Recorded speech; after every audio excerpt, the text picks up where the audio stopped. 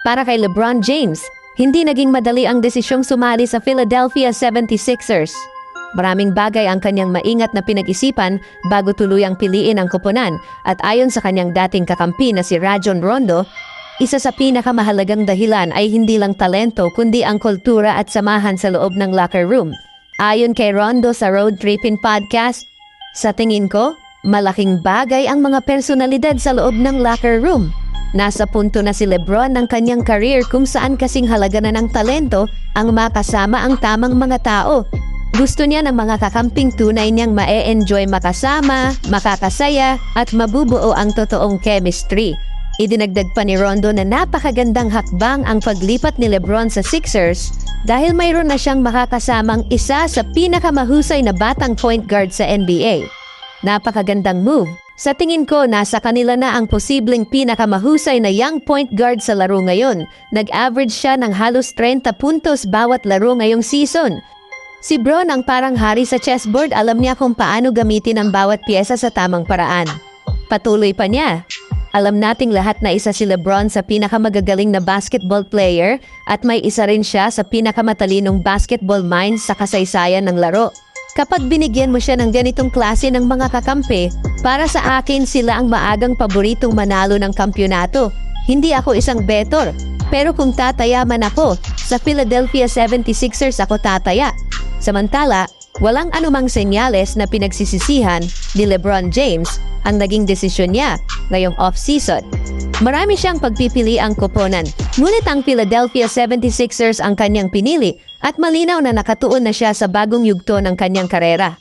Sa ngayon, halos lahat ng indikasyon ay positibo para sa Sixers at para sa maraming tagamasid, hindi kailanman naging ganoon kaliwanag ang hinaharap ng Philadelphia kasama si LeBron James. Samantala, may isang malaking problema ang Golden State Warriors ngayon at hindi ito tungkol sa trade. Matapos ang isang off-season na hindi naging kasing ingay o kasing successful gaya ng inaasahan ng maraming fans, tila kulang pa rin ang Warriors sa mga bagong armas na makakatulong kay Steph Curry. Pero habang pinag-uusapan ng lahat kung sino ang hindi nila nakuha, may isang bagay na maaaring mas mahalaga kaysa sa bagong acquisition. Ang pagbabalik ng kanilang mga injured players. At ngayon may magandang balita para sa Warriors. Dalawang importanteng pangalan ang unti-unting papalapit sa kanilang comeback, si Jimmy Butler at Moses Moody. At ang mas nakakagulat, ayon sa isang bagong report, parehong maayos ang kanilang progress at mukhang nauuna pa sila sa inaasahang recovery timeline. Pero bago tayo masyadong ma-excite, may isang malaking tanong. Gaano nga ba sila kabilis makakabalik? At kung talagang makakabalik sila ng mas maaga kaysa inaasahan, sapat ba iyon para muling maging competitive ang Warriors sa Western Conference? Pag-usapan natin. Noong nakaraang season, naranasan ng Golden State ang isa sa mga pinakamahirap nilang sitwasyon sa mga nakaraang taon. Hindi naging consistent ang kanilang roster, dumami ang injuries, at sa isang conference na punong-puno ng powerhouse teams, bawat pagkakamali ay may malaking kapalit. Sa pagtatapos ng season, nagtala ang Warriors ng 37 wins at 45 losses at nagtapos sa ika-10 sa Western Conference. Malayo iyon sa level ng isang tunay na championship contender. At mas naging mahirap ang sitwasyon nang mawala si Jimmy Butler dahil sa injury. Si Butler ay nagtamo ng ACL tear noong January, isang injury na hindi basta-basta gumagaling. Sa edad na 36, mas malaking challenge para sa kanya ang recovery. Pero sa halip na mag-relax lamang at hintayin ang katawan niyang gumaling, naging agresibo si Butler sa kanyang rehabilitation. Patuloy siyang nagtatrabaho para maibalik ang mobility, strength, at confidence sa kanyang injured leg. At mukhang nagsisimula ng magbunga ang lahat ng effort na iyon. Ayon sa report ni Brett Siegel, maganda ang naging takbo ng workouts ni Butler. Wala ring naiulat na setback sa kanyang recovery. At higit sa lahat, may mga indikasyon na maaaring mas maaga pa siyang makabalik kaysa sa unang inaasahan. Wala pang official timeline ng Warriors. Kaya hindi natin masasabi na siguradong babalik siya sa isang partikular na buwan. Pero may isang bagay na malinaw, mukhang nasa tamang direksyon ng kanyang recovery. At dito, nagiging interesting ang lahat. Dahil kung sakaling makabalik si Butler bago ang trade deadline, ibang usapan na ang Warriors.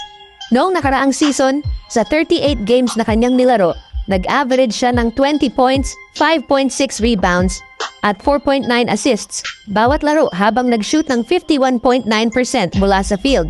Hindi ibig sabihin nito na automatic contender na ang Golden State kapag bumalik siya. Pero malaking bagay ang presence ni Butler dahil hindi lang scoring ang dala niya. May physicality siya, may playmaking, may experience. At higit sa lahat, may kakayahan siyang gumawa ng plays kapag nagiging mahirap ang laro. Pero hindi lang si Butler ang may magandang development. May isa pang player na maaaring maging importanteng piece para sa Warriors, si Moses Moody. Noong March, nagtamo si Moody ng patellar tendon injury sa kanyang kaliwang tuhod at kinailangan niyang sumailalim sa surgery. Karaniwan, ang ganitong injury ay nangangailangan ng humigit kumulang 9 hanggang 12 buwan na recovery. Kaya sa unang tingin, parang napakalayo pa ng kanyang comeback. Pero tulad ni Butler, mukhang mas mabilis ang kanyang progress kaysa sa inaasahan. Unti-unti siyang bumabalik sa workouts at rehabilitation. At kahit hindi siya superstar, huwag nating maliitin ang halaga ni Moody sa roster. Dahil minsan, hindi kailangan ng isang team ng panibagong superstar para maging mas competitive. Kailangan lang nila ng players na kayang punan ang mga butas sa lineup. At iyon mismo ang maaaring ibigay ni Moody. Noong nakaraang season, nag-average siya ng 12.1 points, 3.3 rebounds, at 1.6 assists kada laro, habang nag-shoot ng 44% mula sa field. Hindi iyon superstar numbers. Pero para sa isang team na nangangailangan ng depth, malaking bagay iyon. At kapag pinagsama mo ang pagbabalik ni na Moody at Butler, biglang nagiging mas interesting ang Warriors. Pero sandali, may malaking problema pa rin. Kahit healthy ang Warriors, napakahirap pa rin ang Western Conference. Maraming teams ang mas malalim, maraming teams ang mas bata, at maraming teams ang may mas malinaw na championship window. Kaya hindi sapat na sabihin nating, babalik si Butler, magiging contender na sila. Hindi ganon kasimple ang NBA. Ang tunay na tanong ay kung gaano kalaki ang magiging epekto ng kanilang pagbabalik sa kabuuang roster. At dito pumapasok si Steph Curry. Habang papalapit si Curry sa huling bahagi ng kanyang legendary career, nagiging mas mahalaga ang bawat season. Hindi na unlimited ang panahon ng Warriors, hindi rin unlimited ang panahon ni Curry. At iyon ang dahilan kung bakit kailangang maging maingat ang Golden State sa kanilang dalawang injured players. Dahil oo, gusto nilang bumalik sina Butler at Moody sa lalong madaling panahon, pero ayaw rin nilang madaliin ang comeback. Isang maling hakbang lang, at maaaring maapektuhan ang availability ng isang player sa mas mahabang panahon, at maaaring iyon ang tamang desisyon. Dahil sa puntong ito ng Warriors, ang goal ay hindi lamang makabalik ang isang player. Ang goal ay makabalik siya ng healthy. At kung sakaling dumating ang panahon na parehong available sina Butler at Moody, maaaring biglang magbago ang itsura ng Warriors. Hindi pa rin sila automatic championship favorites. Hindi rin ibig sabihin na solved na ang kanilang roster problems. Pero maaari silang magkaroon ng sapat na momentum para muling pumasok sa playoff picture. Maaaring hindi nila nakuha ang lahat ng gusto nila nitong off-season. Maaaring marami pa ring tanong tungkol sa kanilang roster. Pero habang naghihintay ang lahat sa susunod na malaking move, dalawang comeback ang maaaring maging pinakamahalagang development ng kanilang season. Dahil kung healthy ang Warriors sa tamang panahon, baka hindi pa natin dapat isara ang pinto sa kanila. Anong masasabi niyo dito mga kaibigan?